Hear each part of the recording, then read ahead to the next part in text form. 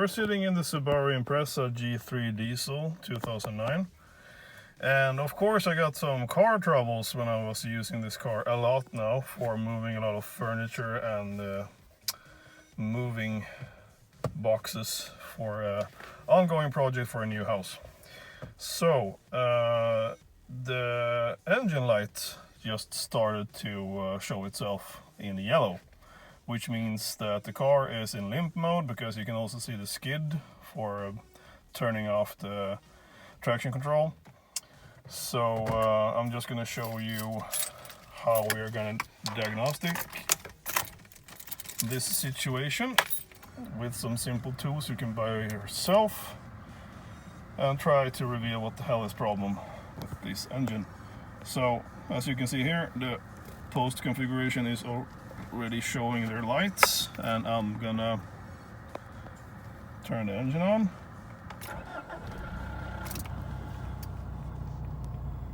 And this is what I'm left with. So we have one engine light and we have the traction control off, and that means the car is in limp mode. So what you can do as a normal person or abnormal person, doesn't matter, you can buy this really easy little OBDII transmitter, and you jack this into your OBDII socket, which is underneath here, underneath the steering wheel here somewhere. And after I do that, I'm gonna use the software that came with this device using the OBDII Car Doctor Free, and see what I can get from the logs. So this is what I'm gonna try out right now. Alright, so the transmitter is in.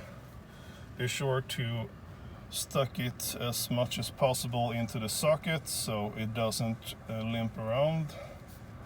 And I started the Car Doctor, so I will try to connect this with the Bluetooth right now and see if we get something.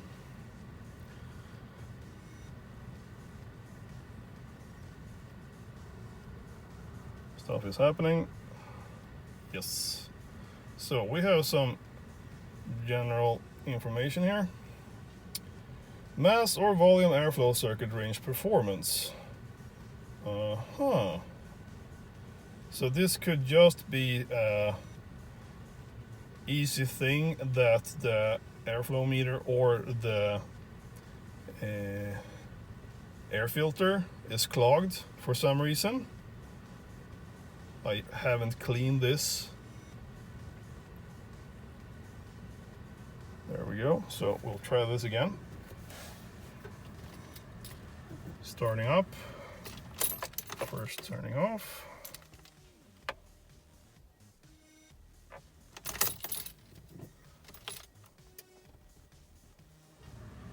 Stuff is blinking.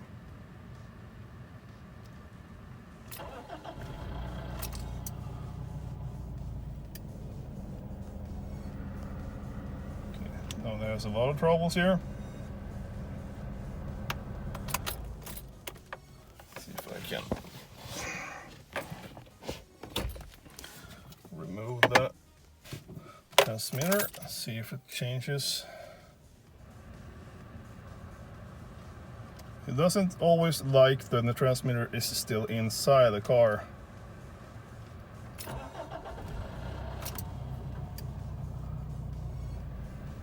Alright, so now it's back on the same problem it had before. And it didn't change a thing by clearing. So now we know we have some kind of a problem, probably with the airflow meter. So we'll be jacking this thing in again. I've been at some occasions I had this all the time in the car, because I wanted to have in real-time diagnostics in the car when I was using the car as well, which was pretty cool. You can see the turbo pressure and everything, because I don't even have a gauge for that as a standard. But the car just didn't like to have the transmitter in all the time, so it lit up like a Christmas tree on all these post configuration controls here, so you can see. Alright, so I'm not going to clear anything now. Connecting again. It's talking. Alright. And as you can see on the dashboard, something is triggering the computer. So the only thing I can see from the diagnostic is the same thing. Sensor A circuit low, fuel level. Okay. This is usually the communication with my plug.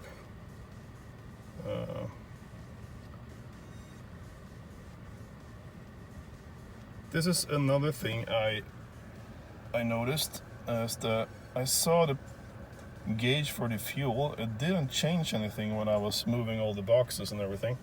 Could be a thing with the calculation of the fuel as well, I would imagine. So we're not going to clear this again. We're just actually going to turn the car off again. We're not going to connect the thing, the transmitter now. We're going to start the car again without it. That's back to what it was before, so that's fine. And turning off, connecting again. There we go. And this time we're gonna try to start the car and communicate with the transmitter at the same time to see if we get the same results.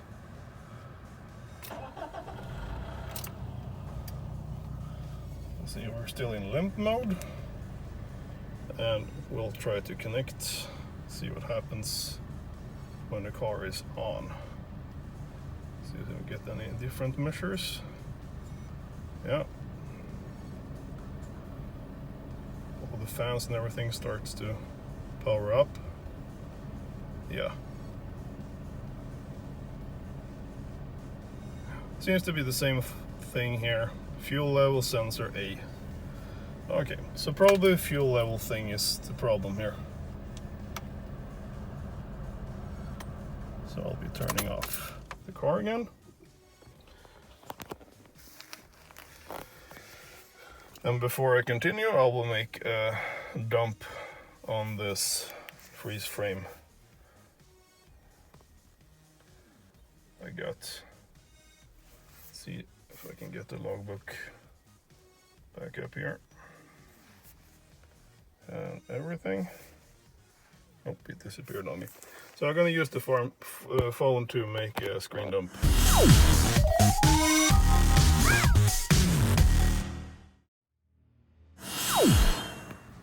And we're back. So what we learned from this, using the